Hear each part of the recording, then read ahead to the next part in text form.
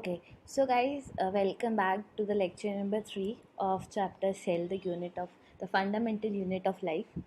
So now, lecture number 2, we have discussed about the ribosomes. This slide was there.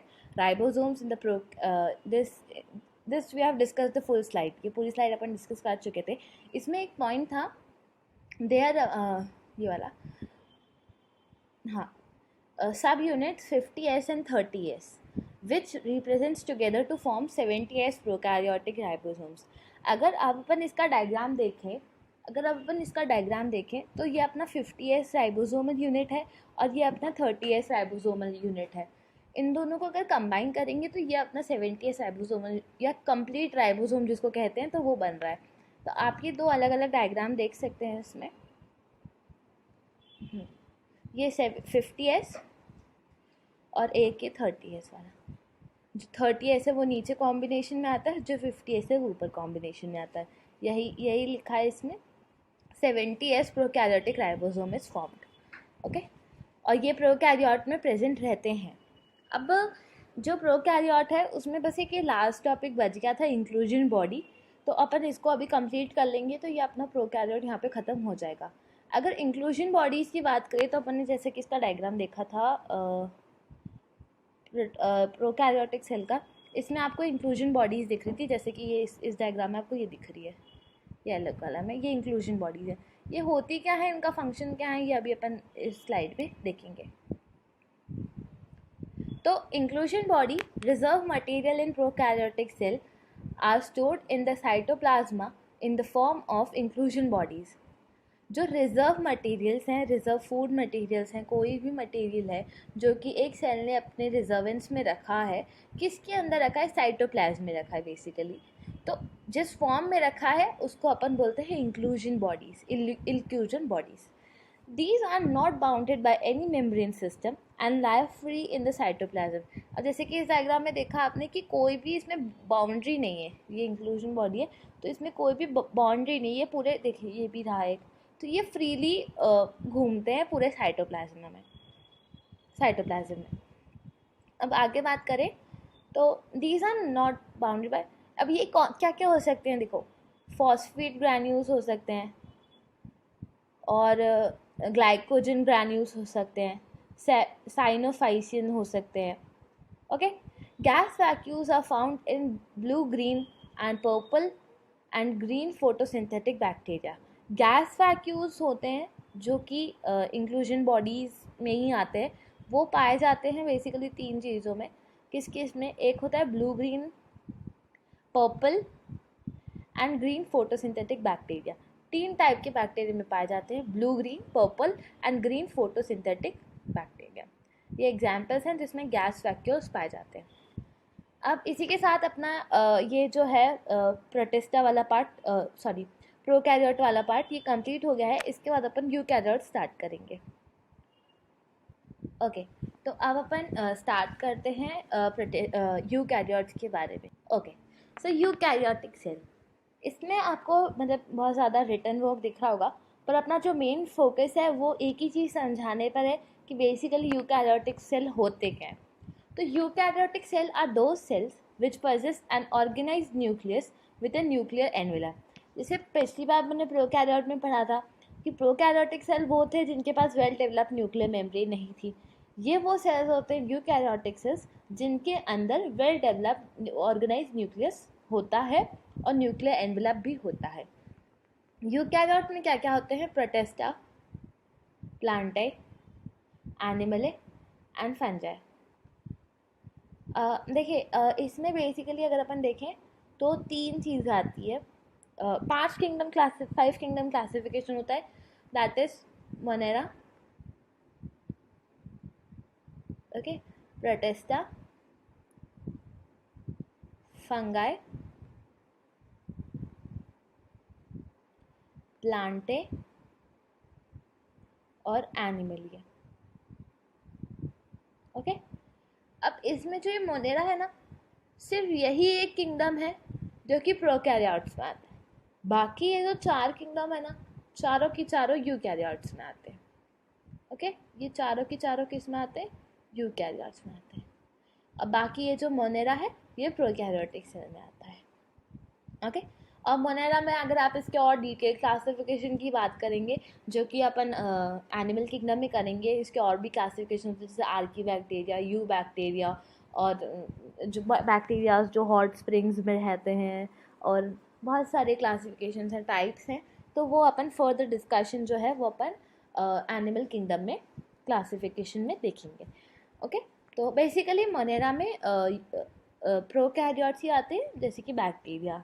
Okay in eukaryotic cell there is an extensive compartmentalization of cytoplasm through the presence of membrane bounded organelles। compartmentalization मतलब compartment बने हुए हैं, जैसे कि अपन ने Protista में देखा था कि प्रोटेस्टा में कंपार्टमेंट्स प्रॉपर कंपार्टमेंट्स नहीं थे, पर प्रोकैरियोट्स में देखा था कि प्रॉपर कंपार्टमेंट नहीं थे, पर यूकैरियोट्स में अपन देखेंगे तो प्रॉपर कंपार्टमेंट इसमें बने हुए हैं। Eukaryotic cell possess an organized nucleus with a nuclear envelope, same point है फर्स्ट और ये वाला। In addition to eukaryotic cell have a variety of complex locomotory and cytoskeleton structures।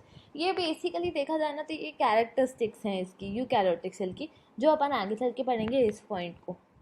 Same वही पॉइंट लिखा है कि कॉम्प्लेक्स लोकोमोटरी सिस्टम होता है, मतलब जैसे इसमें सिंपल जैसे लोकोमोशन के लिए फ्लैजिला था प्रोकैरियोट्स में, इसमें थोड़ा सा कॉम्प्लेक्स सिस्टम होता है और साइटोस्केलेटन स्ट्रक्चर्स भी पाए जाते हैं। Their genetic material is organized into chromosomes. Plants and animal cells are different and therefore possess cell wall, plastids and large central vacuoles which are absent in the animal cell। ये point जो है ना इसमें basically difference बताया है कि plant cell और animal cell के बीच में क्या डिफरेंस है। देखिए प्लांट सेल और एनिमल सेल के बीच का डिफरेंस ना बहुत बेसिक है, मतलब ऑब्वियसली मतलब वैसे सबको पता होता है, पर आगे चल के अपन देखेंगे इस चीज़ को। On the other hand animal cells have centrioles while they are absent in most of all the plant cells। Okay कि दो पॉइंट्स हैं जो बेसिकली यही बता रहे हैं कि प्लांट सेल और एनिमल सेल के बीच में क्या डिफरेंस है। ओके जैसे कि इधर लिखा है plants and animal cell differs to form, जिसमें प्लांट सेल में सेल वॉल होती है, एनिमल सेल में सेल वॉल नहीं होती है। ओके प्लास्टिड होते हैं, किसकी बात कर रहे हैं, ये प्लांट सेल की बात कर रहे हैं। ओके लार्ज सेंट्रोल वैक्यूल होता है, ये सब चीज़ें उसमें नहीं होती है, और एनिमल सेल में सेंट्रियोल होते हैं जो कि प्लांट सेल्स में नहीं होते। अब कुछ कैरेक्टरिस्टिक्स हैं यूकैरियोटिक सेल के, कुछ बेसिक कैरेक्टरिस्टिक्स हैं।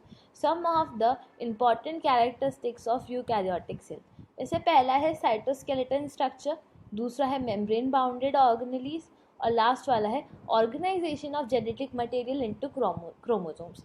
मतलब जो जेनेटिक मटेरियल अभी तक फ्री घूम रहा था वो क्रोमोसोम्स के फॉर्म में आ जाता है। ओके तो अपन ने कैरेक्टरिस्टिक्स ऑफ यूकैरियोटिक सेल पढ़ ली। अब अपन धीरे धीरे cell membrane, cell wall, cell organelles इनकी तरफ आगे बढ़ेंगे। ओके तो अपन एक बहुत इम्पॉर्टेंट टॉपिक जो है सेल मेम्ब्रेन ये स्टार्ट करेंगे। एक सेकेंड। ओके सेल मेम्ब्रेन का दूसरा नाम प्लाज्मा मेम्ब्रेन होता है, ये आप लोगों को पता होगा। Okay The detailed structure of membrane was studied only after advent of an electron microscope in 1950s। एक माइक्रोस्कोप लाया गया 1950s में, जिसके इन्वेंशन के बाद ही एक तरीके से डिटेल स्ट्रक्चर अपन ने सेल मेम्ब्रेन का स्टडी किया। Meanwhile, the chemical study on the cell membrane, especially on the RBC, enabled the scientists to deduce the possible structure of the plasma membrane।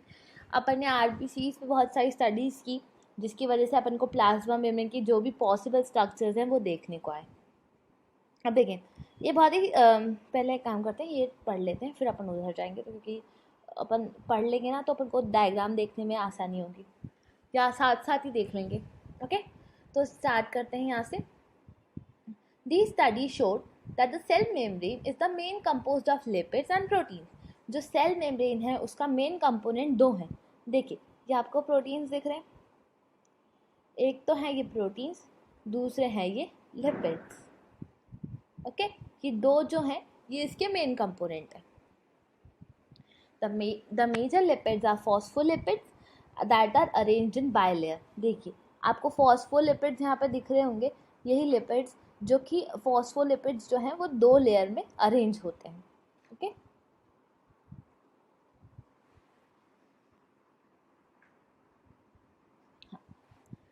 also the lipids are arranged within the membrane with the polar head towards the outer sides and the hydrophobic tails towards the inner part। देखिए ये दिख रहा है आपको, ये इनका head है और ये जो नीचे दिख रही है ये इनकी टेल है। ओके, फिर नीचे भी यही सेम सिचुएशन, ये इनका हेड है और ये इनकी टेल है। ओके, जो हेड है वो आउटर साइड है एंड द हाइड्रोफोबिक मतलब जिनको पानी से डर लगता है, हाइड्रोफोबिक टेल्स हैं। तो टेल्स किधर है, अंदर की साइड है, और जो हेड है वो आउटर मतलब ये सरफेस है, ये कांटेक्ट में है, और ये वाली जो सरफेस है ये भी कांटेक्ट में, और अंदर क्या है, टेल्स है। This ensures that the non-polar tails of the saturated hydrocarbon is protected from the aqueous environment। जो non-polar tails हैं वो aqueous environment से एक तरीके से protected रहे। आगे बढ़ते हैं। In addition, the two phospholipid membrane also contain cholesterol। phospholipid membrane जो होती है उसमें एक और चीज़ होती है जो है cholesterol। Later, biochemical investigation clearly revealed that the cell membrane also processes protein and carbohydrates। दो चीज़ें और पाई गई, पहली थी प्रोटीन, दूसरी थी कार्बोहाइड्रेट्स। इसी में सेल मेम्ब्रेन में पहले अपन को लिपिड्स मिले, लिपिड्स थे, प्रोटीन्स थे।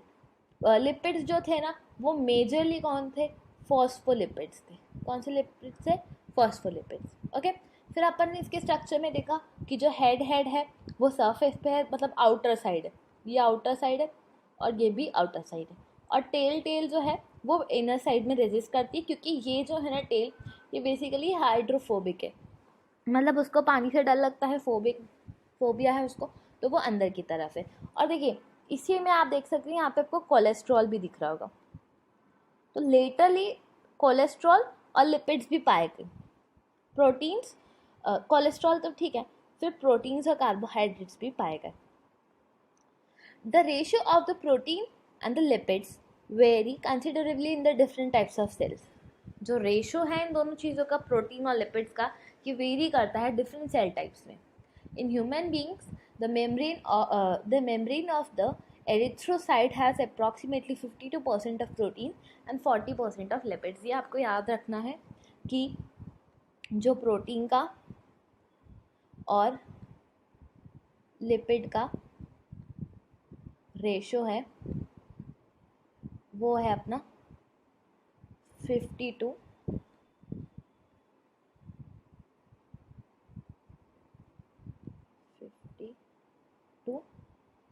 रेशो 40। ओके, किस में, आरबीसी में।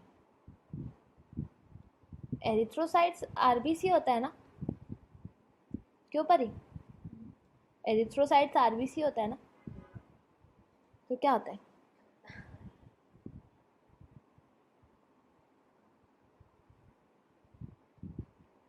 होता है। Okay, depending upon the next point में लिखा, depending upon the use of extraction membrane protein can be classified as integral और peripheral. Peripheral protein lie on the surface of the membrane while integral protein are partially और totally buried inside the membrane. देखिए क्या आपको दिख रहा है, peripheral, peripheral क्या है, ये टोटली इसके अंदर नहीं, ये टोटली इसके आउटर साइड पे, पेरिफेरी यानी कि आउटर साइड। और इंटीग्रल आप देखेंगे तो मतलब अगर इस लेयर को अपन कंटिन्यू करें तो ये बीच में ऐसे फंसे हुए हैं। ओके, ये जो चीज़ है ये बीच में से स्टक है, तो इसको निकालना थोड़ा सा मुश्किल है। Okay, an improve model of the structure of the, एक second, okay, the improved model of the structure of the cell membrane was proposed by Singer and Nicholson. कौन से साल में? 1972.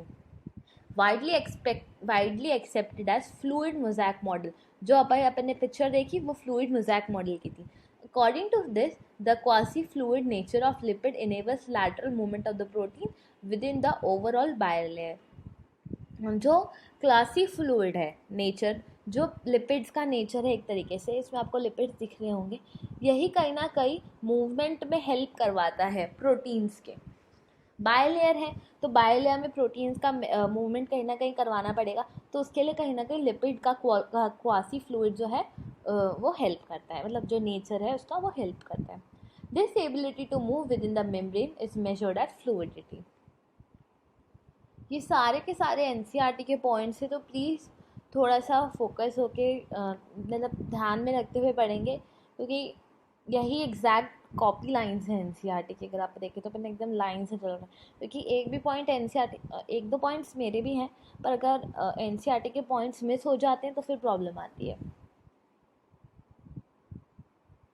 Okay, the fluid nature of the membrane is also important from the point of view of function life. देखो यहाँ पे क्या बताया है कि जो मेम्ब्रेन है उसका फ्लूइड नेचर है. क्यों ज़रूरी है? जैसे कि सेल ग्रोथ करवाना है तो फ्लूइड नेचर ज़रूरी है, इंटरसेलुलर जंक्शंस हैं तो वो बनाने हैं तो उसके लिए ज़रूरी है, सिक्रीशन के लिए ज़रूरी है, एंडोसाइटोसिस के लिए ज़रूरी है, और सेल डिवीजन के लिए भी ज़रूरी है. तो यहाँ पे जो वर्ड है अपना क्या बोलते हैं इसको, एंडोसाइटोसिस, ये बेसिकली क्या होता है कि जैसे कोई मैक्रो मॉलिक्यूल है उसको इंजेस्ट करना या उसको टेक करना किसी भी मेम्ब्रेन के द्वारा, या वो फ्लूइड भी हो सकता है, जैसे या तो बैक्टीरिया हो सकता है अगर अपन मैक्रोमोलिक्यूल की बात करें, तो या तो फिर वो फ्लूइड फॉर्म में भी हो सकता है, तो उसको बोलते हैं अपन एंडोसाइटोसिस. ओके, मतलब एक सब्सटेंस को, जैसे इसी जगह, हाँ, जैसे कि ये मेम्ब्रेन है अपनी, जैसे कि ब्लू तो दिखेगा ही नहीं, येलो से बना दो, चलो मेम्ब्रेन बनाते हैं. ओके, जैसे कि ये अपनी मेम्ब्रेन है मान लीजिए.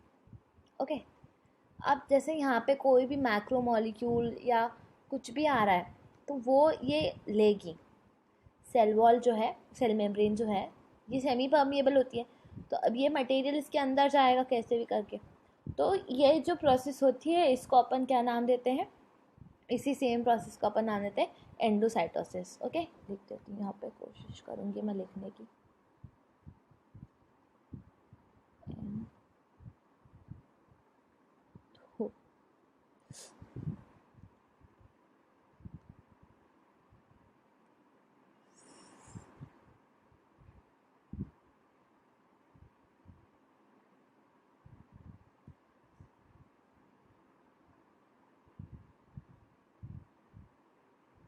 क्या हो गया? ठीक है, वीडियो ध्यान से देख लेना. ओके, तो इसको अपन नाम देते हैं एंडोसाइटोसिस. अब देखो ज़रूरी नहीं है कि वो सब्सटेंस यही हो, मतलब एक तरीके से देखा जाए तो कि सॉलिड ही सब्सटेंस हो, है ना, लिक्विड भी सब्सटेंस हो सकता है. Okay, one of the important functions, अगर एक इम्पॉर्टेंट फंक्शंस की बात करें अपन यहाँ पे, प्लाज्मा मेम्ब्रेन का, वो ये है transport of molecule across it. देखिए, अगर प्लाज्मा मेम्ब्रेन नहीं होती ना तो मॉलिक्यूल सेल से अंदर बाहर नहीं जा पाते, तो उस चीज़ का ध्यान रखते हुए ये एक बहुत ज़रूरी फंक्शन है इसका कि ट्रांसपोर्टेशन करवाना. The membrane is selectively permeable to some molecule present on the either side. ये अपन ने पहले भी पढ़ा था. Many molecules can move briefly across the membrane without any requirement of energy. Okay, and this is called passive transport. अब अपन पढ़ेंगे कि पैसिव ट्रांसपोर्ट और एक्टिव ट्रांसपोर्ट क्या होता है, तो अभी अपन नेक्स्ट स्लाइड में ये देखेंगे. ओके, सो लास्ट स्लाइड अपनी जो थी वो ये थी, ये थोड़ी सी, ओके नो प्रॉब्लम. तो लास्ट स्लाइड में अपन ने पैसिव ट्रांसपोर्ट पढ़ा था. अब अपन आगे चलेंगे। तो अपन को एक्टिव और पैसिव ट्रांसपोर्ट में पहले डिफ्रेंशिएशन करना था, तो अपन इस स्लाइड से डिफ्रेंशिएशन पढ़ेंगे और फिर ये अपनी एक स्लाइड है। तो पहले अपन ये कुछ पॉइंट्स हैं, ये वही एक्टिव और पैसिव ट्रांसपोर्ट, ऑस्मोसिस, इन सब चीज़ों को इनने पॉइंट्स के फॉर्म में दिया है। तो पहले अपन ये पढ़ लेते हैं, फिर अपन टैबुलर फॉर्म में डिफ्रेंशिएशन दोनों के बीच में देख लेंगे। तो स्टार्ट करते हैं। यहाँ पे लिखा है न्यूट्रल सॉल्यूट्स में move across membrane by the process of simple diffusion along the concentration gradient, that is from higher concentration to lower concentration। देखिए, जैसे यहाँ पे अगर अपन बात करें तो यहाँ पे अपने पास ये मेम्ब्रेन है, यहाँ पे अपने पास ये मेम्ब्रेन है। अब मान लीजिए यहाँ पर जो कंसंट्रेशन है वो ज़्यादा है, किसी भी इसका मान लीजिए, पानी का मान लीजिए, सॉल्यूट का मान लीजिए, और यहाँ पर जो है वो कॉन्सेंट्रेशन कम है, तो जो मूवमेंट होगा ना वो हायर कंसंट्रेशन से लोअर कंसंट्रेशन तक होगा, ये मूवमेंट होगा। और इसके लिए कोई भी एनर्जी कुछ भी नहीं लग रहा है, तो इसको अपन पैसिव ट्रांसपोर्ट बोलेंगे, जिसमें अपन को एनर्जी का यूज़ नहीं है। ओके, इस प्रोसेस को अपन सिंपल डिफ्यूजन नाम देते हैं। वाटर में also move across this membrane from higher to lower concentration, इसमें वाटर भी इंक्लूड होता है, मैंने भी आपको बताया। Movement of water by the diffusion is called osmosis. जो पानी का मूवमेंट होता है, द मूवमेंट ऑफ वाटर, एक second, the movement of water by the diffusion is called osmosis. Okay, diffusion के द्वारा डिफ्यूजन की प्रोसेस से जो मूवमेंट होता है पानी का, उसको अपन ऑस्मोसिस नाम देते हैं। As the polar molecule can not pass through non polar by lipid layer, they require a carrier protein for the membrane to facilitate their transport across the membrane। अब देखिए, अब पोलर मॉलिक्यूल है, अब ये अपनी जो मेम्ब्रेन हो गई, ये जो अपनी मेम्ब्रेन हो गई, ये नॉन पोलर है। अब मान लीजिए कोई भी पोलर मॉलिक्यूल है, उसको इस चीज़ से पास करना है, तो यहाँ पे काम आते हैं अपने कैरियर प्रोटीन्स। या कैरियर प्रोटीन्स अपने यहाँ पे हेल्पफुल होते हैं, जो कि क्या करते हैं, ऐसे कैरियर प्रोटीन्स होते हैं, तो वो उनके अंदर सी स्पेस होती है, तो वो यहाँ पे ऐसा अटैच हो जाता है, तो दिख नहीं रहा होगा, तो कैरियर प्रोटीन्स होते हैं ऐसे कुछ, और यहाँ पर वो अटैच हो जाता है जो पोलर सब्सटेंस है अपना, और ये जाते हैं और ये फ्लिप फ्लॉप मूवमेंट करते हैं, तो जिसकी वजह से ये जो सब्सटेंस इधर है ये उस तरफ पहुँच जाता है। ओके, ये चैप्टर अपन डिटेल, ये टॉपिक जो है बेसिकली एक्टिव पैसिव ट्रांसपोर्ट, ये अपन अभी एक दूसरा चैप्टर है उसमें डिटेल में पढ़ेंगे। मिनरल नहीं, कौन सा एक चैप्टर है उसमें अपन डिटेल में इसको देखेंगे। अभी नेक्स्ट पॉइंट पर, a few ions are the molecules.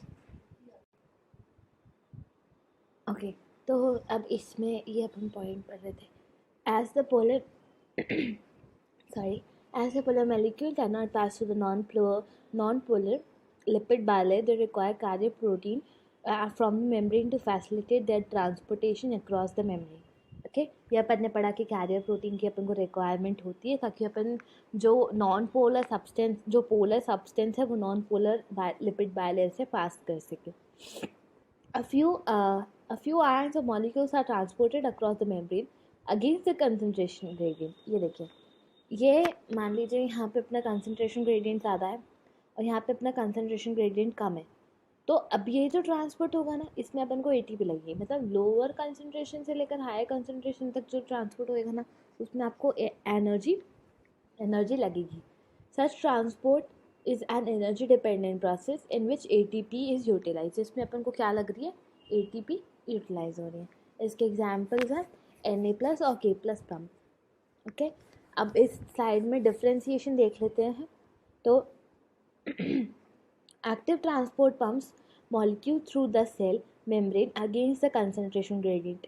ये अगेंस्ट द कंसंट्रेशन ग्रेडियंट में काम करता है, और ये जो है वो थ्रू कंसंट्रेशन ग्रेडियंट काम करता है।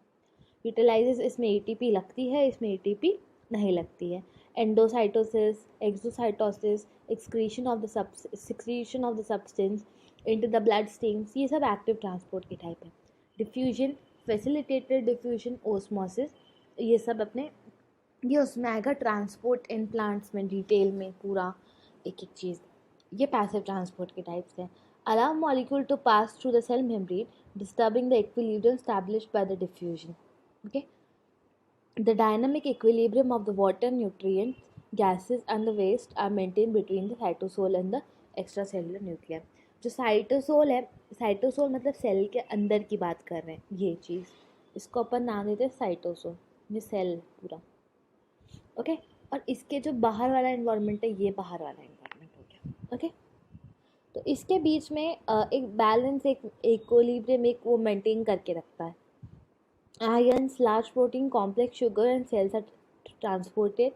Water soluble molecules जैसे कि small monosaccharides, lipids, carbon dioxide, oxygen, ये सब passive से होते हैं. Require for the entrance of the large insoluble molecule into the cell, allows the maintenance of, ये मैंने भी आपको बताया कि एक्स्ट्रा सेलुलर और साइटोसोल के बीच में इक्विलिब्रियम मेंटेन करने में हेल्प करता है. अब अपन आगे टॉपिक जो है वो सेल वॉल से शुरू करेंगे नेक्स्ट स्लाइड से.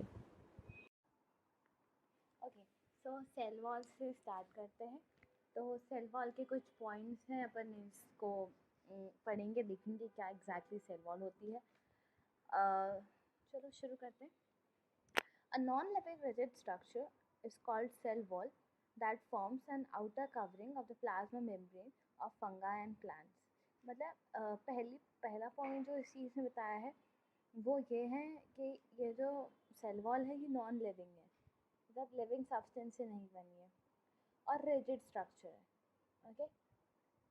ये आउटर कवरिंग बनाती है, ये आउटर कवरिंग बनाती है किस चीज़ की? प्लाज्मा मेम्ब्रेन की. किस में? फंगाई में और प्लांट्स में. ओके. एनिमल्स में ये जो रहती है सेल वॉल, ये एक तरीके से एब्सेंट रहती है. एनिमल सेल की बात करें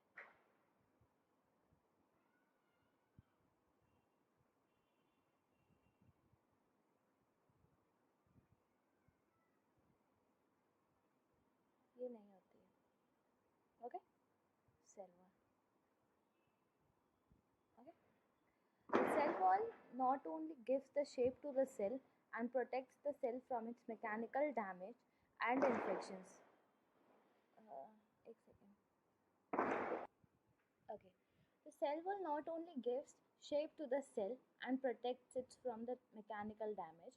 मतलब सेल वॉल बेसिकली शेप भी देती है और मैकेनिकल डैमेज से भी प्रोटेक्ट करती है. मतलब एक तरीके से इसमें फंक्शंस बताए गए हैं कि सेल वॉल के क्या क्या फंक्शंस है, जैसे मैकेनिकल डैमेज से प्रोटेक्ट करना, इन्फेक्शन से प्रोटेक्ट करना कि कोई बैक्टीरिया ना आ जाए, सेल को डैमेज ना कर दे.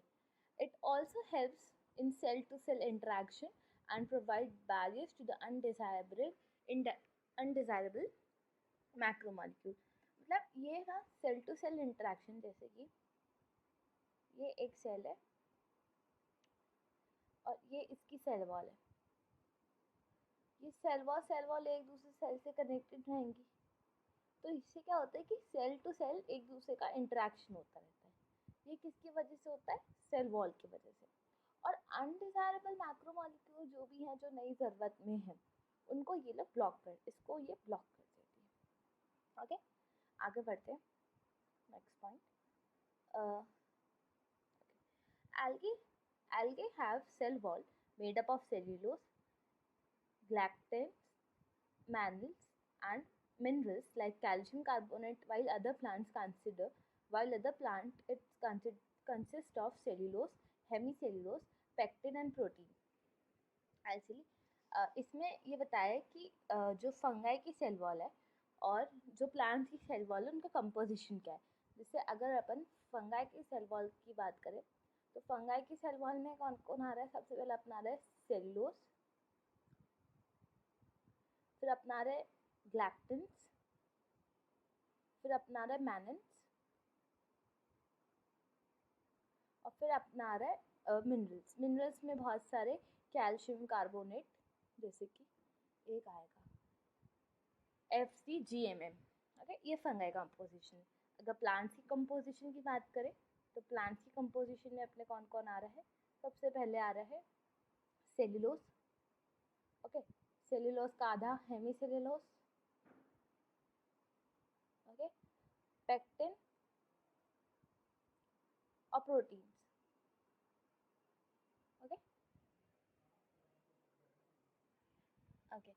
The cell wall of the young plant cell, the primary wall is capable of growth. तो जो सेल वॉल है यंग प्लांट्स की, the primary wall is capable of growth which gradually diminished as the cell nature matures and secondary wall is formed in a, मतलब अगर अपन okay यहाँ देख लेते हैं।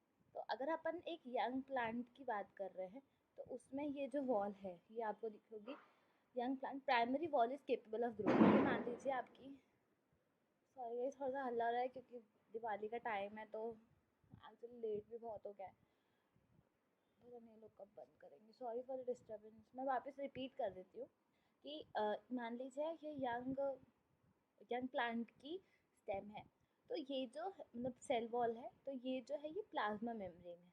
और प्लाज्मा मेम्ब्रेन किस चीज़ के लिए केपेबल है? पहली चीज़ डिवीजन के, प्लाज्मा मेम्ब्रेन। तो जो प्लाज्मा मेम्ब्रेन है प्राइमरी वॉल है, सॉरी जो प्राइमरी वॉल है वो केपेबल है ग्रोथ के, जो ग्रेजुअली डिमिनिश हो जाती है। ये यंग था, ये प्राइमरी वॉल है, सॉरी ये यंग था, अब ये धीरे धीरे गायब होने लगी, मतलब ये मतलब ऐसे डॉट स्ट्रक्चर बन जाएगा, मतलब धीरे धीरे ये डिमिनिश्ड होने लगी। और इसके इनर में मतलब अंदर की तरफ सेकेंडरी वॉल डेवलप हो जाएगी। ये प्राइमरी वॉल है, इसके अंदर यहाँ पर सेकेंडरी वॉल, ये है अपनी सेकेंडरी वॉल डेवलप हो जाएगी। ओके, ये लिखा है and the secondary wall is formed inner towards the membrane side of the cell. Okay, ये प्लाज्मा मेम्ब्रेन है तो इसकी तरफ, ये प्लाज्मा मेम्ब्रेन है तो इसकी तरफ ये फॉर्म होगी। अब नेक्स्ट स्लाइड देखेंगे तो नेक्स्ट स्लाइड में fungal cell wall, algae cell wall और प्लांट सेल वॉल के कंपोजिशंस दिए हैं बेसिकली। तो अगर अपन इसकी बात करें फंगल सेल वॉल की, तो generally composed of chitin, a polymer of N-acetyl glucosamine। मतलब ये पॉलीमर है, पॉलीमर मतलब क्या होता है? एक यूनिट, मतलब जब ये एक यूनिट बहुत सारी यूनिट, मतलब जैसे बीट्स देखे होंगे आपने, उसमें क्या होता है बेसिकली कि जैसे एक बीट, तो इसको पॉलीमर बोलते हैं। अब ये जुड़ जुड़ के जो एक स्ट्रक्चर बनाती है उसको काइटिन बोलते हैं। ओके, तो जो एक बीट है वो है एन एसिटाइल ग्लूकोसामाइन, और जो ये पूरा स्ट्रक्चर है ये है काइटिन का structure. Okay, NAG unit. Okay, अगर एल्गल सेल वॉल की बात करें तो ये सेल्यूलोज, ग्लैक्टिन्स, मैनल्स और मिनरल्स जैसे कि कैल्शियम कार्बोनेट से बनी है, अपन ने पिछली स्लाइड में देखा। प्लांट सेल वॉल की बात करें तो ये भी अपन देखा सेल्यूलोज, हेमी सेल्यूलोज, पेक्टिन और प्रोटीन। ओके, तो आगे बढ़ते हैं। अब अपन बेसिकली सेल, जो प्लांट की जो सेल वॉल है अपन ने अभी पढ़ा कि उसको दो पार्ट्स में डिवाइड कर दिया है, एक है प्राइमरी वॉल, एक है सेकेंडरी वॉल। अभी अपन ने इसको थोड़ा शॉर्ट में पढ़ा, अभी अपन इसको थोड़ा सा एक्सपैंड करके पढ़ेंगे कि एक्चुअल में है क्या इसमें। तो जो फर्स्ट लाइन लिखी है इसमें,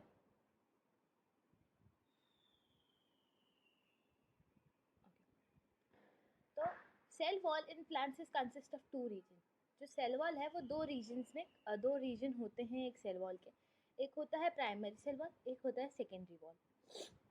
प्राइमरी वॉल की बात करें तो a young plant cell is form a single layer of wall material, मतलब जो सिंगल लेयर जो होती है वो है primary wall. This is called as primary cell wall. The primary wall is thin, पतली होती है, इलास्टिक होती है, अभी अपन ने पढ़ा, केपेबल होती है एक्सपेंशन के लिए इन अ ग्रोइंग सेल, यानी कि यंग प्लांट्स में अगर अपन बात करें क्योंकि वो कहीं ना कहीं ग्रो हो रहा है तो उसके लिए ये ज़रूरी है। It grows by the addition of more material within the existing one. The meristematic and parenchymatous cells have primary cell wall only। देखिए आपको पता है कि जो मेरिस्टेमेटिक सेल्स होते हैं उनका भी काम डिवीजन होता है, और अगर उनमें सेकेंडरी वॉल आ जाएगी तो वो परमानेंट सेल्स में कन्वर्ट हो जाएंगे। तो इसलिए डिवीजन के लिए यहाँ पे प्राइमरी वॉल होती है दो में, एक तो पैरेंकाइमेटस सेल्स में और एक मेरिस्टेमेटिक सेल्स में। Secondary wall in mature and more layer of walls materials is added internal to the primary cell wall. मतलब जैसे यहाँ पर बाहर सेल, जैसे ये यहाँ पर ये थी अपनी प्राइमरी वॉल, तो इसके अंदर जो एक सेल का कंपोजिशन होता है वो होता है सेकेंडरी सेल वॉल। हाँ, तो ये मान लीजिए अपनी तो जो ये प्राइमरी वॉल है ना, इसके इंटरनल आएगी सेकेंडरी वॉल। बहुत सारे लोगों को ये कंफ्यूज होता है कि प्राइमरी वॉल के आउटर है सेकेंडरी वॉल, पर ऐसा नहीं है। प्राइमरी वॉल के इनर साइड पे आती है सेकेंडरी वॉल और इसके अंदर आती है अपनी plasma membrane. Okay, addition of the secondary wall bring about thickening to the cell wall. Thickening of the cell wall occurs particularly in the cell that form the hardwood pad. मतलब thickening हो जाती है, वो हो जाता है, deposition हो जाता है, तो फिर उससे क्या होता है कि हार्डवुड बनती है, लिग्निफाइड और सबराइज सेल वॉल्स आती है। ओके, आगे बढ़ते हैं। एक होता है मिडिल लैमिना, इसको भी अपन को थोड़ा सा देखना पड़ेगा क्योंकि इसके बारे में मेंशन किया है एनसीईआरटी ने। तो अगर मिडिल लैमिना की बात करें तो is a layer mainly of calcium pectate. ये याद रखना है प्लीज़, ये इंपॉर्टेंट है किसकी होती है। मैं वापस से ये पॉइंट रिपीट करती हूँ। The middle lamina is a layer mainly of calcium pactate which holds or glues the different neighboring cells together. The cell wall and the middle lamina may be transversed by the plasmadermata which connects the cytoplasm to the nerve.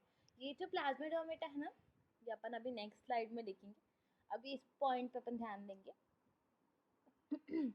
कि जो middle lamina है ना, ये calcium pectate की layer है जो क्या करती है, नेबरिंग सेल्स को एक दूसरे से जोड़ के रखती है। देखिए जैसे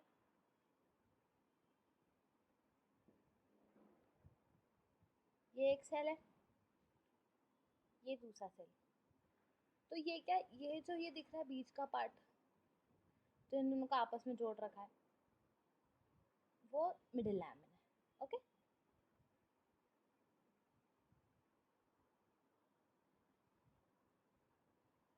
okay, connects the cytoplasm of the cell. अब जो सेल वॉल है और जो मिडिल लैमिना है ये ट्रांसफर्स हैं, हो सकते हैं प्लाज्मोडेस्माटा के द्वारा, ये अभी अपन पढ़ेंगे। इसका मेन काम क्या है, साइटोप्लाज्म ऑफ द सेल को कनेक्ट करना नेबरिंग सेल्स के द्वारा। मतलब एक दूसरे के ये जो सेल प्लाज्मा ये है ना साइटोप्लाज्म, ये एक दूसरे से कनेक्टेड रखना, एक तरीके से अपन ऐसा बोल सकते हैं। ओके, ये नेक्स्ट उसमें आएगा। हाँ सॉरी, थोड़ा पीछे हो गया। ओके, तो plasmodesmata it forms a living component in the dead wall.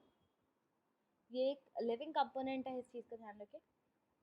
Living component in the dead wall, a number of plasmadermata or the cytoplasmic strands are present in the pit through which the cytoplasm of the one of the cell is connected to the other. मतलब पिट्स क्या है, basically holes हैं।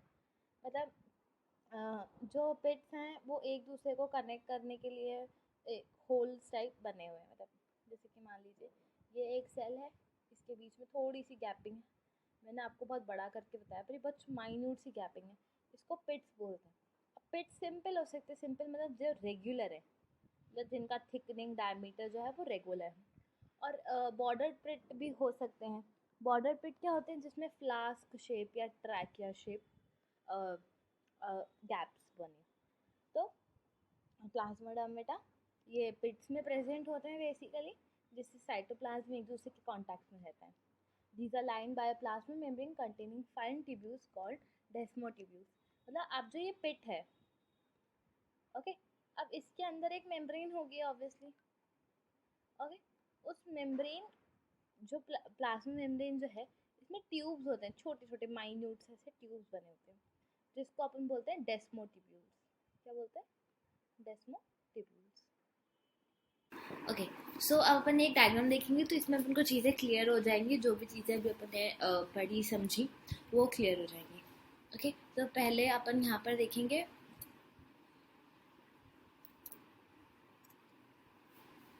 Sorry. Okay, तो अपन पहले यहाँ पर देखेंगे कि प्लाज्मा मेम्ब्रेन, आपको ये दिख रहा है, ये सेल वॉल है, तो ये जो रेड से आपको ये दिख रहा है, ये आपकी हो गई है प्लाज्मा मेम्ब्रेन। दो है, एक ये वाली जो है ये, और एक ये पूरी जो ब्लैक में दिख रही है, ये प्लाज्मा मेम्ब्रेन। ओके, अब आपको ये दो चीज़ें इग्नोर करना है, एनपीपी और वाइगॉन, इसकी आपको अभी ज़रूरत नहीं है, ये थोड़ा सा हाई लेवल का है, इसको आपको भी नहीं देखना है। दूसरी चीज़ आप देखेंगे, ये है डेस्मोटिब्यूल्स। ये जो आपको दिख रहा है, ये ग्रे मैटर जो ये टिब्यूल बना हुआ है, ये है डेस्मोटिब्यूल्स। ओके, जो सेल्स बोले थे अपन ने, जो बीच में प्रेजेंट होते हैं, ट्यूब्स लाइक स्ट्रक्चर। और इस पूरे जो स्पेसिंग है, इस पूरे को उनने क्या नाम दिया है, प्लाज्मोडर्मेटा। ये लिखा है नीचे, इस पूरे को इन्हें नाम दिया प्लाज्मोडर्मेटा। और वही प्लाज्मोडर्मेटा का ही दूसरा एक तरीके से नाम हो सकते हैं cytoplasmic sleeves. I hope labelling सबको क्लियर है डायग्राम से एक बार, और आप लोगों को क्लियर हो जाएगा। मैं इसको ये इरेज कर देती हूँ।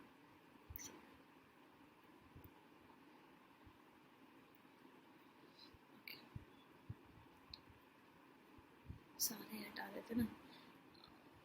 ओके, इतना समझ में आ गया।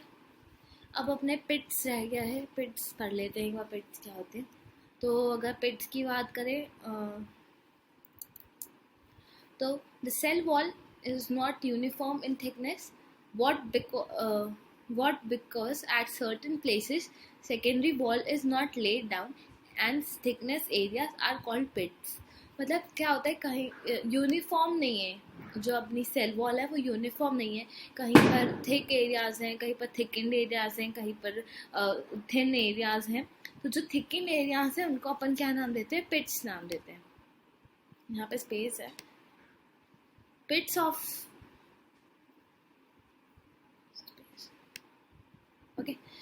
the adjacent cells generally lie opposite to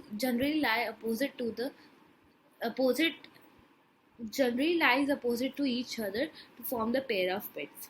पिट्स दो होती हैं, एक होती है सिंपल पिट्स और एक होती है बॉर्डर पिट्स, ये अपन देख चुके हैं। ठीक है, आगे बढ़ते हैं। अपन शुरू करेंगे एंडोमेम्ब्रेनस सिस्टम। अपन ने इसके पहले क्या क्या पढ़ लिया, एक बार आप देख लीजिए। फंक्शंस रह गए, सॉरी।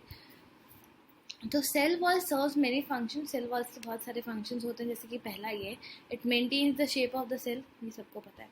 ठीक है, शेप ऑफ द सेल का काम रहता है। ठीक है, second, it protects the cell from the mechanical injury, mechanical injury से प्रोटेक्ट करना। Third was it attacked the pathogens. ये लाइन थोड़ी सी गलत क्यों लग रही है, एक second. Okay, it ward off था, सॉरी, यहाँ पर इट प्रोटेक्ट्स लिख सकते हैं, सॉरी थोड़ा सा यहाँ पे मिस प्रिंट हो गया है। ये WARDS ये नहीं दिखेगा। It wards of the attack of, okay, तो इट वॉर्ड्स ऑफ, ये स्पेलिंग थोड़ी सी यहाँ पे WARDS, wards of the attack of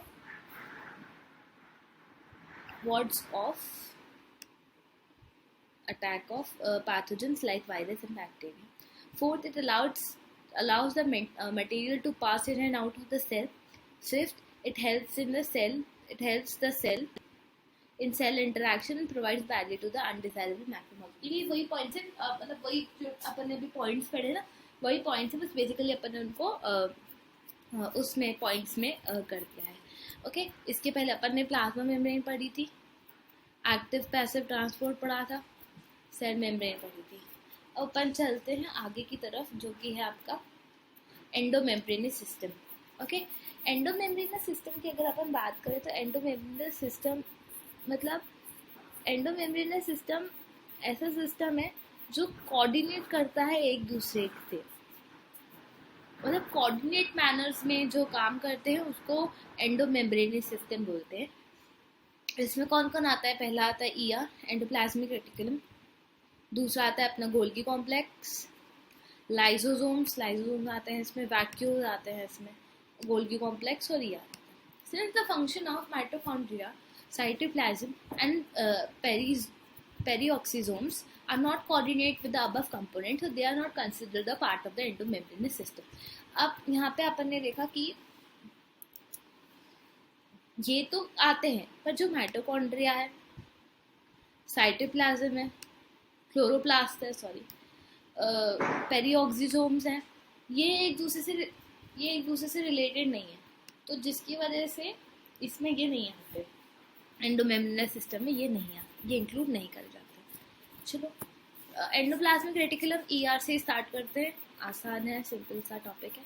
तो इसमें क्या है, electron microscope studied of eukaryotic cell revealed that the presence of network of reticulum of tiny tubular structures scattered in the cytoplasm is called endoplasmic reticulum। तो जब electron microscope से eukaryotic cell की एक perfect study करी गई, तो उसमें ऐसा पाया गया, मतलब ऐसा ऑब्जर्व किया गया कि बहुत सारे नेटवर्क है ट्यूब्यूल्स का, मतलब छोटे छोटे ट्यूब्यूल्स हैं जो एक नेटवर्क टाइप, एक जाली टाइप स्ट्रक्चर बना रहे हैं, और पूरे साइटोप्लाज्म में वो फैला हुआ है। तो उसको अपन ने नाम दिया एंडोप्लाज्मिक रेटिकुलम।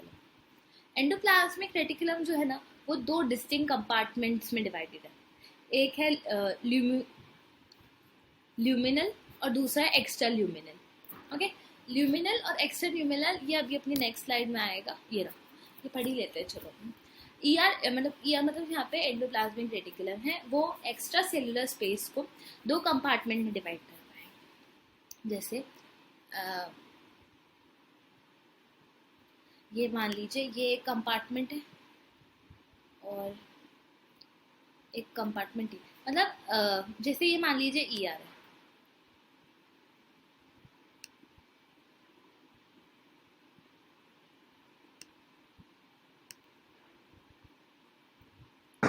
ओके। तो एंडोप्लाज्मिक रेटिकुलम में जो अंदर का एरिया है, मतलब इसको मैं अगर हाईलाइट करूं तो ये वाला जो एरिया है, ये अंदर का, ओके, इसको अपन बोलेंगे ल्यूमिनर कंपार्टमेंट, ये।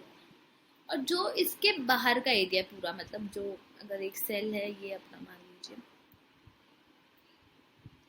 ये बाहर का जो एरिया है, ये सेल के जो बाहर का एरिया है, ये होगा अपना एक्स्ट्रा ल्यूमिनर कंपार्टमेंट। ओके, दो कंपार्टमेंट्स हो गए। Luminal compartment, it is the internal space enclosed by the endoplasmic reticulum membrane. जो ये मेम्ब्रेन है, इसके अंदर जो है, मतलब जो एरिया इंक्लोज्ड है, जो स्पेस इंक्लोज्ड है, वो आता है अपना एंडोप्लाज्मिक रेटिकुलम। और एक्स्ट्रा ल्यूमिनर कंपार्टमेंट कौन सा है, जो स्पेस प्रेजेंट है outside the endoplasmic reticulum in the cytoplasm. मतलब ये एक सेल है, तो इसके साइटोप्लाज्म में, ये एक सेल मान लीजिए आप, तो इसके जो साइटोप्लाज्म में जितना भी स्पेस रहेगा, वो अपना क्या कहलाएगा, एक्स्ट्रा ल्यूमिनर, और ये है अपना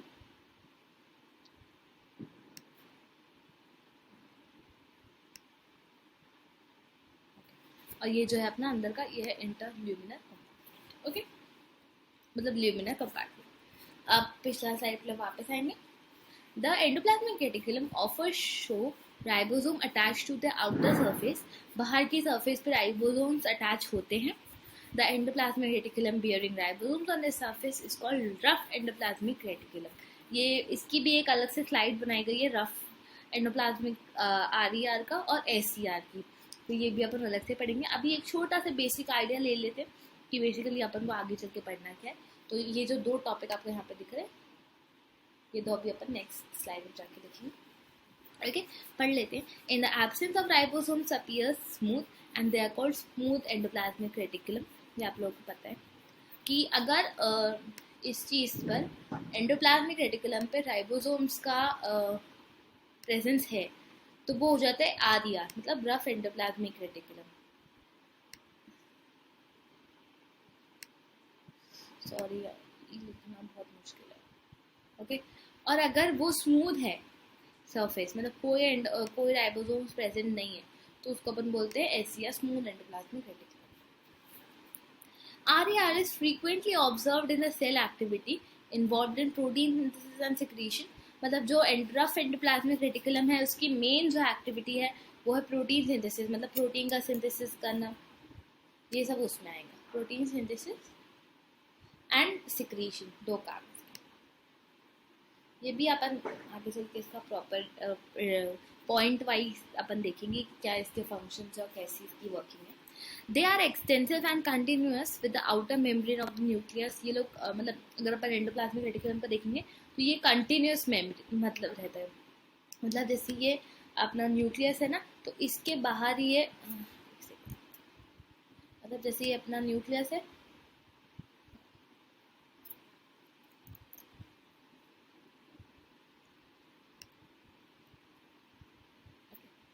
तो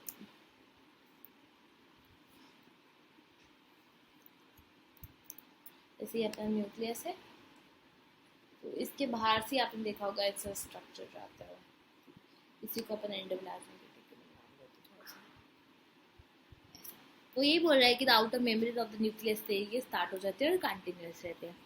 द SER यानी कि smooth endoplasmic reticulum is the major site for synthesis of lipids. Synthesis of lipids की एक बहुत ही मेजर साइट है। अपन ने स्मूथ एंडोप्लाज्मिक रेटिकुलम का पढ़ा। स्मूथ एंडोप्लाज्मिक में क्या है, protein, sorry rough endoplasmic reticulum में क्या है, प्रोटीन सिंथेसिस और सिक्रीशन, और स्मूथ एंडोप्लाज्मिक रेटिकुलम में क्या है, synthesis of lipids. In animal cell lipid like steroidal hormone are synthesized in SER। Okay, ये आगे चल के टेंशन मत लीजिए, अपन उसको पॉइंट बाई पॉइंट से पढ़ेंगे। ये पढ़ दिया। अब ये चीज़ अपन देखेंगे, endoplasmic reticulum is composed of the following 3 kinds of structures. इसमें 3 डिफरेंट काइंड्स ऑफ स्ट्रक्चर्स हैं एंडोप्लाज्मिक रेटिकुलम में। ओके, तो 3 डिफरेंट काइंड्स के स्ट्रक्चर्स हैं जो अभी अपन देखेंगे।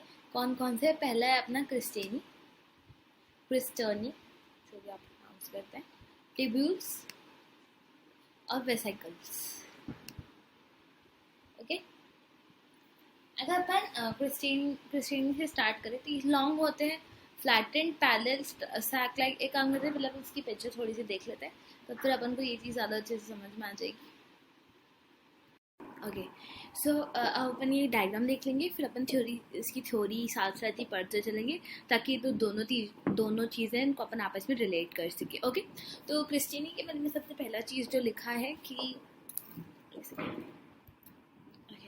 जो क्रिस्टेनी होते हैं ये लॉन्ग होते हैं, फ्लैटेंड होते हैं, पैरेलल होते हैं और सैक लाइक होते हैं। जिसे आप यहाँ पे देख सकते हैं, ये फर्स्ट वाले डायग्राम में फिगर ए में ये long cylindrical sac like structures, sac यानी कि एक के ऊपर एक बंडल टाइप स्ट्रक्चर्स प्रेजेंट है। Interconnected structures, they are found in the cell activity involve in protein synthesis. मतलब जो इनका मेन फंक्शन या मेन काम जो बोल सकते हैं, वो बेसिकली प्रोटीन सिंथेसिस में हेल्पफुल रहता है। मतलब प्रोटीन सिंथेसिस में बहुत ज़्यादा इंपॉर्टेंट रोल प्ले करते हैं। एग्जाम्पल है इसके cell of pancreas and brain. जो पैनक्रियास और ब्रेन के जो सेल्स रहते हैं वो इसके एक एग्जाम्पल्स हैं। They are usually associated with large sub unit of 60S ribosomes. ये जो सबसे मतलब लार्ज यूनिट जो होती है राइबोसोम की 60S, उससे कहीं ना कहीं एसोसिएटेड रहते हैं। जो ये यूनिट वाला है ना, ये अभी अपन आगे चल के राइबोसोम का पार्ट आएगा, तभी अपन उसमें समझेंगे कि 60S, 80S, 70S क्या होते हैं, तो उसमें अपन को ये चीज़ समझ में आ जाएगी। अभी के लिए अपन इतना याद करेंगे कि जो क्रिस्टेनी है वो 60S राइबोसोम से कहीं ना कहीं अटैच रहते हैं। और कहाँ पर प्रेजेंट होते हैं? सेल ऑफ पैनक्रियास और सेल ऑफ ब्रेन में। और इनका जो मेन फंक्शन रहता है वो प्रोटीन सिंथेसिस का रहता है। अगले में बात करेंगे तो अगला है अपना ट्यूब्यूल्स। ट्यूब्यूल्स आर ब्रांच्ड और अनब्रांच स्ट्रक्चर। या तो ब्रांच हो सकते हैं या अनब्रांच हो सकते हैं, दोनों में से कैसे भी स्ट्रक्चर हो सकते हैं। Forming a reticular system. Reticular मतलब क्या होता है? Connected system. देखिए ये ट्यूब्यूल्स है ना, ये जब क्रिस्टेनी के साथ मिल जाते हैं तो ये रेटिकुलर मतलब कनेक्टेड सिस्टम फॉर्म करते हैं। अलॉन्ग विद द क्रिस्टेनी एंड वेसिकल्स, ये तीनों चीज़ें जब आपस में मिल जाती हैं तब वो ऐसा स्ट्रक्चर फॉर्म करते हैं। क्रिस्टेनी और वेसिकल्स के साथ मिलके। They are free of ribosomes. इसमें राइबोसोम प्रेजेंट नहीं होता है। ऊपर अपन ने देखा 60S राइबोसोम होता है, इसमें राइबोसोम प्रेजेंट नहीं होता है। And are common in all cell involve in lipid and sterol synthesis. 2 function है इसके, लिपिड सिंथेसिस और स्टेरॉल सिंथेसिस। और सारे सेल में पाए जाते हैं, कोई स्पेसिफिक नहीं। जैसे क्रिस्टेनी जो है उसके स्पेसिफिक हैं, सेल ऑफ पैनक्रियास और ब्रेन सेल, इसके स्पेसिफिक नहीं है। ये मतलब सारी सेल्स में पाए जाते हैं। वेसाइकल्स की बात करें तो vesicles are oval oval vesicles जो होते हैं, the vesicles are oval membrane bounded vesicular structures. ये आप देख सकते हैं ओवल शेप में दिख रहे होंगे, और ये मेम्ब्रेन बाउंडेड है, मतलब फ्री नहीं है, मतलब जो बाउंड्रीज इसमें आपको नज़र आ रही होगी। और ये भी फ्री फ्रॉम राइबोसोम्स होते हैं, जिस प्रकार से अभी अपन ने ऊपर देखा कि ट्यूब्यूल्स जो है वो भी फ्री फ्रॉम राइबोसोम्स है। They are abundant in pancreatic cell and the only ER structure found in spermatocytes.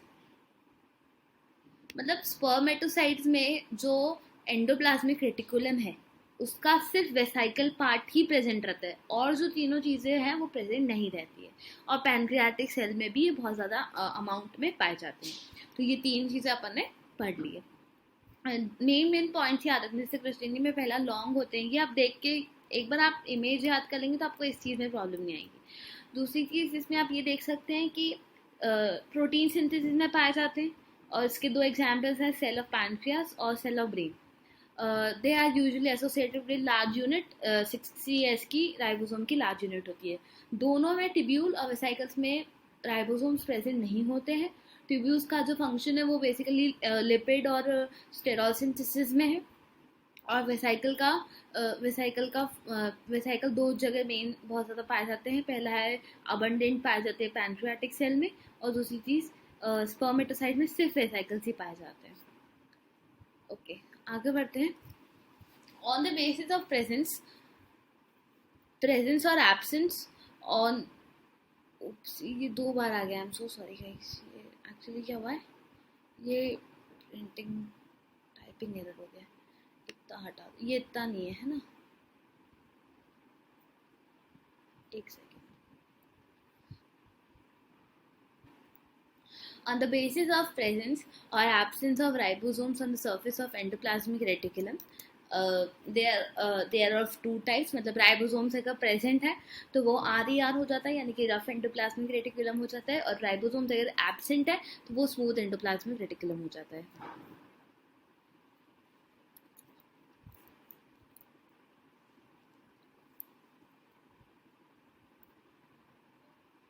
ये ना SER है, गलती से C हो गया, ये SCR है, वो भी अपन पढ़ेंगे तो मैं बता दूँगी। ओके, तो स्मूथ एंडोप्लाज्मिक रेटिकुलम से अपन स्टार्ट करेंगे। Smooth the endoplasmic reticulum which is free from ribosome, इसमें राइबोसोम प्रेजेंट नहीं है, is known as smooth endoplasmic reticulum. It appears as smooth tubular structures. Okay, smooth tubular structures. The muscle cells are also rich in smooth type of endoplasmic reticulum known as sacroplasmic reticulum। मतलब जो muscle cells हैं उसमें smooth endoplasmic reticulum बहुत ज़्यादा होता है, जिसको अपन सैक्रोप्लाज्मिक reticulum भी बोलते हैं। अब इसके फंक्शंस क्या हैं? 3 फंक्शन है इसके। It is specialize in the synthesis of lipids and steroids. ये लिपिड्स और स्टेरॉइड्स की जो सिंथेसिस है उसमें बहुत ज़्यादा रोल प्ले करते हैं। associated with muscle contraction by release of uptake of calcium 2+ ion। मतलब जो कैल्शियम का वो हो रहा है, बेसिकली अपटेक हो रहा है मसल कॉन्ट्रैक्शन के द्वारा। तो जब मसल कॉन्ट्रैक्शन होता है तो मसल रिलैक्सेशन और मसल कॉन्ट्रैक्शन जो प्रोसेस होती है उसमें कैल्शियम 2+ आयन का अपन को अपटेक लेना पड़ता है, तो उसमें ये बहुत ज़्यादा हेल्पफुल रहते हैं। Synthetic products of RER passed it on to the Golgi complex to SCR। मतलब अब जैसे देखिए, अगर यहाँ पे आपने कोई भी प्रोडक्ट बनाया, जैसे कोई भी प्रोडक्ट जो है वो RER ने बनाया, RER यानी कि क्या है, रफ एंडोप्लाज्मिक रेटिकुलम।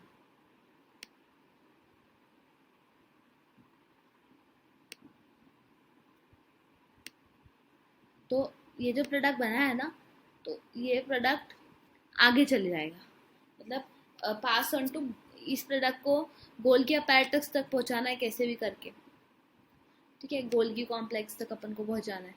तो जो बीच में जो इसका ट्रांसपोर्ट सिस्टम का जो सपोर्टर रहेगा, मतलब गोल्गी कॉम्प्लेक्स तक जो पास करेगा, वो यहाँ पर आएगा अपना बीच में, वो आएगा स्मूथ एंडोप्लाज्मिक रेटिकुलम SCR। 5 जैसा दिख रहा है थोड़ा सा। SER,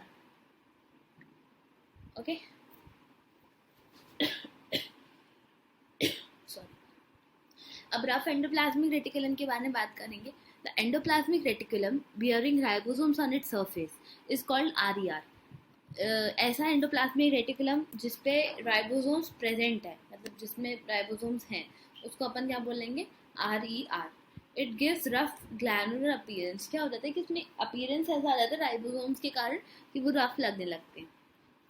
They are extensive and continuous with the outer membrane of the nuclei। Nucleya का जो मेम्ब्रेन है ना, ये अपन ने पॉइंट डिस्कस कर लिया है, मैं एक बार बता देती हूँ। से एक सेकेंड, ये मेम्ब्रेन है ना, तो इससे लगकर ही वो बनेगा ऐसा, तो वो कंटिन्यूस रहता है न्यूक्लियर मेम्ब्रेन से, okay. They are extensive and continuous within the outer membrane of the nucleus। RER contains two type of glycoproteins। इसमें एक्चुअली RER में है ना 2 टाइप के ग्लाइकोप्रोटीन्स होते हैं। जो पहला होता है वो होता है राइबोफोरिन 1 और जो दूसरा होता है वो होता है राइबोफोरिन 2। अब अपन इसके बारे में देखेंगे। ये ज़्यादा डिटेल में ही जाना है, बस इतना सफिशिएंट है कि RER में 2 टाइप के ग्लाइकोप्रोटीन्स होते हैं। जो पहला होता है राइबोफोरिन 1 और ribophorin 2 for the attachment of 60S सब यूनिट एंड 80S सब यूनिट। मतलब जो राइबोफोरिन 1 है वो 60S सब यूनिट राइबोसोम्स के अटैच करता है। मतलब जो भी 60S सब यूनिट वाले राइबोसोम्स है वो सब राइबोफोरिन 1 पे जाके अटैच होंगे, और जो 80S वाले हैं वो राइबोफोरिन 2 पे जाके अटैच होंगे। अब इसके फंक्शन क्या है? Ribosomes are the site of protein synthesis, thus RER present in the cell, which actively involved in the protein synthesis। Protein synthesis का बहुत ज़्यादा रोल है, क्योंकि कहीं ना कहीं राइबोसोम्स ही प्रोटीन सिंथेसिस की साइट है, तो राइबोसोम्स इससे अटैच है, तो कहीं ना कहीं यहीं से ही प्रोटीन सिंथेसिस हो रहा है और सिक्रीशन भी हो रहा है। It provides precursor of enzyme for the formation of lysosomes in the. Precursor मतलब जिससे एंजाइम बनने वाला है, मतलब कोई भी चीज़ है जिससे एंजाइम बनने वाला है, जैसे प्रीकर्सर ऑफ एन एंजाइम, जैसे गोल्गी अपैरेटस है, गोल्गी कॉम्प्लेक्स है, वो लाइसोसोम्स का फॉर्मेशन करता है। लाइसोसोम्स के फॉर्मेशन के लिए उसको एक एंजाइम लगता है, और वो एंजाइम कहाँ से आएगा? वो एंजाइम कहीं ना कहीं RER प्रोवाइड करवाता है। तो डायरेक्टली बोल सकते हैं कि RER लाइसोसोम्स फॉर्मेशन में हेल्प करता है, पर फॉर्म जो है वो गोल्गी कॉम्प्लेक्स करता है। उसका जो एंजाइम का प्रीकर्सर है वो प्रोवाइड करवाता है RER। It gives rise to SER। अगर राइबोसोम्स हट जाएंगे तो वो स्मूथ एंडोप्लाज्मिक रेटिकुलम बन जाएगा। आई होप इतना समझ में आ गया। 3 फंक्शंस है दोनों के। थोड़े मतलब माइंड में अगर फंक्शंस अपन देख याद कर लेंगे तो अपन को आगे चल के इसमें प्रॉब्लम नहीं आएगी। हाँ, तो लास्ट टॉपिक में अपन ने RER कंप्लीट कर लिया था। अब नेक्स्ट अपना जो ऑर्गेनेली है वो है गोल्गी अपैरेटस। तो अभी अपन गोल्गी अपैरेटस के बारे में देखेंगे। तो जो पहली चीज़ इधर लिखी है कि Camillo Golgi 1898 first observe densely stain reticular structure near the nucleus. ये जो इंसान थे कैमिलो गोल्गी, इनने 1898 में सबसे पहली बार गोल्गी अपैरेटस को ऑब्जर्व किया था। किस तरीके से ऑब्जर्व किया था? इनने एक डेंस रेटिकुलर स्ट्रक्चर देखा था न्यूक्लियस के पास। मतलब ये न्यूक्लियस है तो इसके पास एक डेंस रेटिकुलर मतलब ऐसे शेप का स्ट्रक्चर देखा था, जिनको इनने नाम दिया Golgi complex. these were later named as Golgi body after him. उन्हीं के नाम के पीछे ये नाम दिया गया। They consist of many flat, disc-shaped sac or cristae of 0.5 to 1.0 म्यूमीटर, मतलब माइक्रोमीटर इन डायमीटर। ये बेसिकली उनका साइज दिया है कि 0.5 से 1 माइक्रोमीटर तक इनका डायमीटर रहता था। These are stacked parallel to each other। ये एक दूसरे से, ये देखिए यहाँ पर, तो ये एक दूसरे के पैरेलल ऐसे वे पे स्टैक होते हैं, मतलब बंधे हुए रहते हैं, बिल्डअप रहते हैं. Okay. Varied number of crystal are present in the Golgi complex. बहुत अलग अलग नंबर्स प्रेजेंट रहते हैं, वो डिपेंड करता है अलग अलग गोल्गी कॉम्प्लेक्स पे. गोल्गी क्रिस्टेनी are concentric arranged near the nucleus with a distinct convex and the concave forming the face. हाँ, अब देखिए इस ये शेप देखेंगे अपन तो इसमें इस ऐसा अगर शेप है किसी भी चीज़ का तो इस पे दो सरफेस आ रही है. एक आ रही है ये वाली कॉनकेव और एक ये वाली आ रही कॉन्वेक्स. तो जो कॉनकेव होता है ये मैच्योरिंग फेज होता है और जो कॉन्वेक्स होता है, कॉन्वेक्स वाला ये वाला पार्ट, ये फॉर्मिंग फेज होता है. मतलब जिसमें बनते हैं, मतलब इसमें बेसिकली ऐसे ट्यूब रहता है. तो ट्यूब में क्या होता है कि इधर से इस साइड से फॉर्मेशन होता है और इधर से फॉर्मेशन होकर इधर से मैच्योर होके वो चीज़ निकलती है. तो इसलिए इसको बोलते हैं कॉनकेव ट्रांस. कॉनकेव ट्रांस ये ना ऊपर वाला पोर्शन, और इसको बोलते हैं मैच्योरिंग फेस, और नीचे वाला होता है कॉन्वेक्स सिस. ट्रांस और सिस अपन ने देखा होगा. कॉन्वेक्स सिस तो उसको अपन फॉर्मिंग फेज बोलते हैं. इधर भी आपको दिखेगा सिस फेज और ट्रांस फेज. ये ओके, दो फेज. ओके, आगे the cis and the trans phases of the organelles are entirely different but interconnected. ये दोनों बहुत ही ज़्यादा अलग होते हैं पर ये एक दूसरे से इंटरकनेक्टेड रहते हैं. तो जो cis और trans phases रहते हैं वो इंटरकनेक्टेड रहते हैं. नेक्स्ट पॉइंट है the Golgi apparatus principally performs the function of packaging material to be delivered either to the intracellular targets or secreted outside the cell. ये वाला पॉइंट भी आसान है. वो बस ये बोल रहा है कि जो गोल्गी apparatus है उसका जो मेन फंक्शन होता है वो ये होता है कि पैकेजिंग में हेल्प करना. मतलब जो सामान है उसको पैक करना और या तो वो सेल के अंदर ही ट्रांसफर करना या तो सेल के बाहर सिक्रीट करना. Materials to be packed in the form of recycled forms the ER to fuse the cis phase as Golgi apparatus move towards the maturing phase. मतलब जो कोई भी मटेरियल है जैसे कि जो कोई भी जैसे ये सब्सटेंस है ये पैक करा है.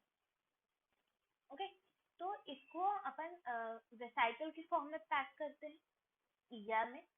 और ये सिस फेज से होते हुए यहाँ भी अपन देखा कि ये अपना सिस फेज था ऐसा वाला. तो सिस फेज से होते हुए कॉन्वेक्स मतलब कॉन्वेक्स तरफ से होते हुए जैसे कि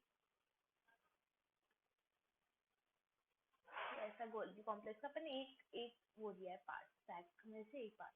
तो इस फेज से होते हुए ये इधर वाली फेज तक जाएगा. और उधर वाली फेज कौन सी रहेगी अपनी मैच्योरिंग फेज या concave trans phase. This explains why Golgi apparatus remains in the close association with the endoplasmic reticulum. ये चीज बताती है कि एंडोप्लाज्मिक रेटिकुलम और गोल्गी apparatus एक दूसरे से एसोसिएटेड क्यों रहते हैं. A number of protein synthesized by the ribosome on the endoplasmic reticulum are modified in the system of the Golgi complex before they release into the transport. ये बोल रहे हैं कि बहुत सारे प्रोटीन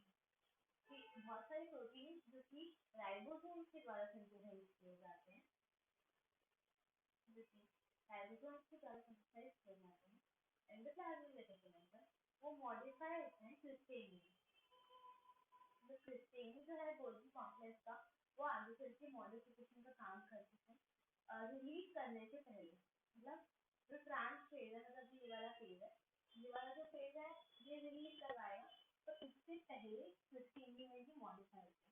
और क्रिस्टेन कौन करता है इसको राइबोसोम सिंथेसाइज करता है. Golgi apparatus is important site for the formation of glycoprotein. Glycoprotein के फॉर्मेशन के लिए बहुत जरूरी साइट है और ग्लाइकोलिपिड्स के लिए. ये एक तरीके से फंक्शंस बताए गए हैं कि गोल्गी कॉम्प्लेक्स के कैसे फंक्शन. ओके, आगे बढ़ते हैं. There are four parts of Golgi complex, that is Christine, tubule, recycle और Golgi vacuole. Okay? जो जो गोल्गी कॉम्प्लेक्स है वो बेसिकली इन चार चीजों को कंबाइन कर दिया है तो गोल्गी गोल्गी कॉम्प्लेक्स बना.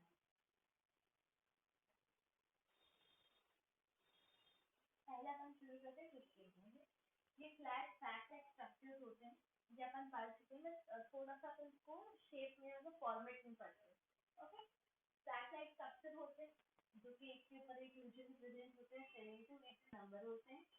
These crystals resemble smooth endoplasmic reticulum. लगभग smooth endoplasmic reticulum जैसे ही लगते हैं. The Golgi crystallini are concentric currently near the nucleus. Nucleus के पास होते हैं और अपन इनके दो फेज कर लिए हैं, कॉन्वेक्स और कॉनकेव फ्रांस. और कॉनकेव फ्रांस को अपन मैच्योरिंग फेज बोलते हैं और कॉन्वेक्स को अपन वो बोलते हैं फॉर्मिंग फेज बोलते हैं. Tubules, these are small flat interconnecting structures arises from the periphery of crystalline due to furnestation. तो फर्नेस्टेशन एक प्रोसेस है जिसमें जो आसपास की चीजें वो ट्रांसपोर्ट हो जाती है, स्मॉल पीसेस में डिवाइड हो जाती है. तो जो पेरिफेरी पार्ट है, कॉर्नर पार्ट है क्रिस्टलीन की, वो बेसिकली डिवाइड हो जाती है जिसकी वजह से अपना ये ट्यूब्यूल बनते हैं. तो साइकिल्स जो है ये स्मॉल राउंडेड फैक्ट्स प्रेजेंट होते हैं एज ऑफ द क्रिस्टलीन पे. ये भी क्लस्टर्स में प्रेजेंट होते हैं. और ये ट्यूब्यूल्स से आते हैं, मतलब क्रिस्टेनी से ट्यूब्यूल्स आए हैं, ट्यूब्यूल्स से वेसाइकल्स आए. Okay. Golgi vacuole. These are large spherical vacuoles produced at the maturing phase. जो अभी अपन ने देखा यहाँ पर maturing phase दिखा, यहाँ पर आते हैं Golgi vacuole. These are filled with some granular or amorphous substance. Some of them contain the lysosome. मतलब ये या तो ग्रैनुलर सब्सटेंसेस फिल्ड रहेंगे या अमॉर्फस सब्सटेंसेस फिल्ड रहेंगे. और कुछ जो है इन्हीं में से मतलब गोल्गियन वैक्यूल्स आर मतलब कुछ गोल्गियन वैक्यूल्स लाइसोसोम्स होते हैं. ठीक है. आगे बढ़ते हैं लाइसोसोम्स के बारे में. These are membrane bounded organisms with recycle structure. पहले ये membrane bounded है, याद रखेंगे. Vascular structure है formed by the process of packaging of Golgi apparatus. मतलब जो Golgi apparatus है वो जो पैकेजिंग का फंक्शन करता है उसमें जो फॉर्म्ड होते हैं वही लाइसोसोम्स है.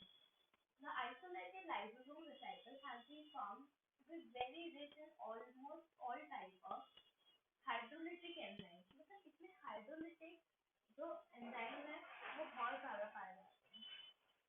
ओके. जैसे कि hydrolase, lipase, protease, carbohydrate. Optimal active for pH temperature at acidic pH. मतलब आप लोगों को पता होगा कि जो लाइसोसोम्स हैं उनको अपन सुसाइडल बैग भी बोलते हैं. तो क्या होता है कि इनके अंदर एसिडिक मतलब जब पीएच एसिडिक होता है तो इनके पास जो हाइड्रोलाइटिक एंजाइम है ना ये बर्स्ट हो जाते हैं और ये सबसे खत्म कर देते हैं. तो इसलिए इनको सुसाइडल बैग भी बोला जाता है. These enzymes are capable of digesting carbohydrate खत्म, प्रोटीन खत्म.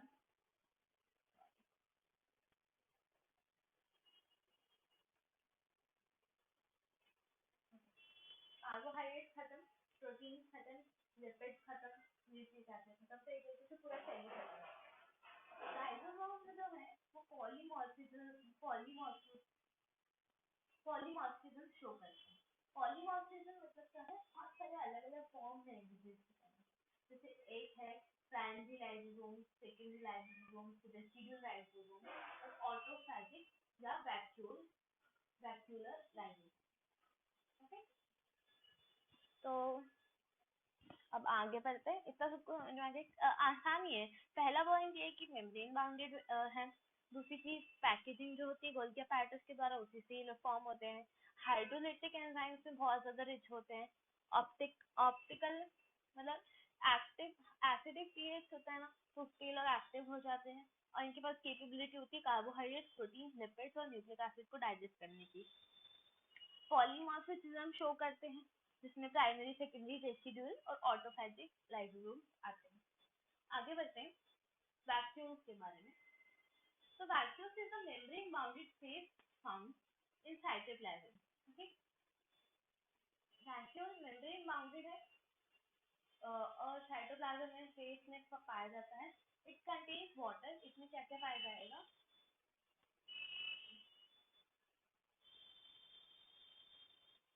Okay. इसमें पाए जाएंगे अपने water, sap, excretory products and other material not useful for the cell. ऐसे प्रोडक्ट्स तो सेल के लिए यूजफुल नहीं है। The vacuole is bounded by a single membrane called tonoplast. Tonoplast एक मेम्ब्रेन है, मतलब एक सिंगल बाउंडेड मेम्ब्रेन है वैक्यूल की, जिसको अपन टोनोप्लास्ट बोलते हैं। In plant cells, the vacuole can occupy 90% of the volume in a cell. और एनिमल्स में यूजुअली वैक्यूल्स एब्सेंट होते हैं या तो बहुत ही कम 1% अप्रॉक्सिमेट प्रेजेंट होते हैं, नहीं तो ज़्यादातर absent. In plant the tonoplast facilitates transport of number of ions, okay, and other material against the concentrating gradient into the vacuole. मतलब कि जो टोनोप्लास्ट है उसका काम क्या है? ट्रांसपोर्ट करना नंबर ऑफ आयन, मतलब कंसंट्रेशन ग्रेडियंट के अगेंस्ट काम करना। Okay, hence the concentration is significantly higher in the vacuole than the cytoplasm. तो जो vacuole है उसमें significance ज़्यादा होता है, concentration ज़्यादा होता है cytoplasm के comparison में। Okay, in amoeba the contractile vacuole is important for osmoregulation। osmoregulation के लिए पूरा एक साथ हो गया, osmoregulation और excretion के लिए contractile vacuole बहुत ज़्यादा important है। In many cells, as in Protista, food vacuoles are formed by engulfing the food particles. Okay? तो food vacuoles कैसे बनते हैं? Food particle अगर engulf कर लिया, जैसे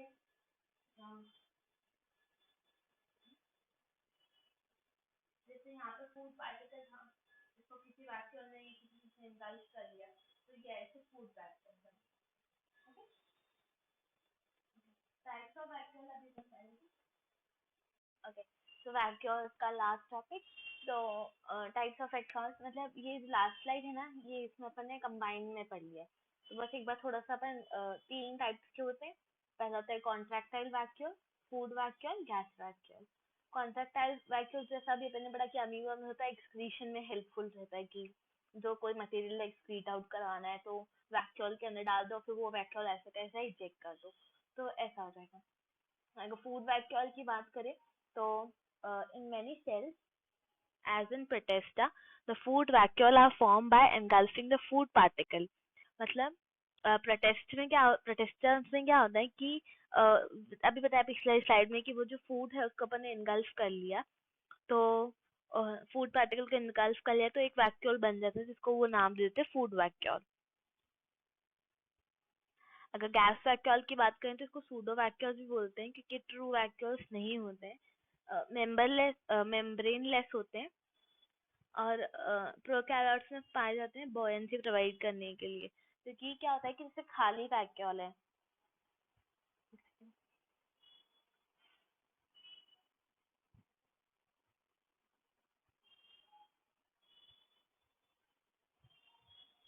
जस्ट अ सेकंड। ओके, जैसे कि ये खाली वैक्यूल है, ओके, मेम्ब्रेन तो होता नहीं है, पर अगर इसमें एयर आ जाए, एयर अगर इसमें प्रेजेंट हो तो क्या हो जाएगा कि जो पूरा सेल है उसको कहीं ना कहीं बॉयंसी प्रोवाइड होगी, तो उसमें गैस वैक्यूल मतलब हेल्पफुल रहते हैं। पर ये रियल नहीं होते क्योंकि मेम्ब्रेनलेस होते हैं, तो ये रियल वैक्यूल्स नहीं होते। ओके गाइस, तो यहीं पर अपना ये खत्म होता है टॉपिक। अब इसके बाद अपन माइटोकॉन्ड्रिया से शुरू करेंगे, क्योंकि ये जो थे ये अपने एंडोमेम्ब्रेनस वो थे। अब जो वो आएंगे अपने क्या बोलते हैं एंडोमेम्ब्रेनस सिस्टम थे। अब बच्चे कौन कौन से? माइटोकॉन्ड्रिया, क्लोरोप्लास्ट, ये सब बच्चे हैं। तो अब इसको अपन नेक्स्ट लेक्चर में कंप्लीट करेंगे। अगर आपको ये लेक्चर पसंद आया तो प्लीज़ लाइक करें, शेयर करें अपने फ्रेंड्स को और सब्सक्राइब करें। Okay, so thank you for watching.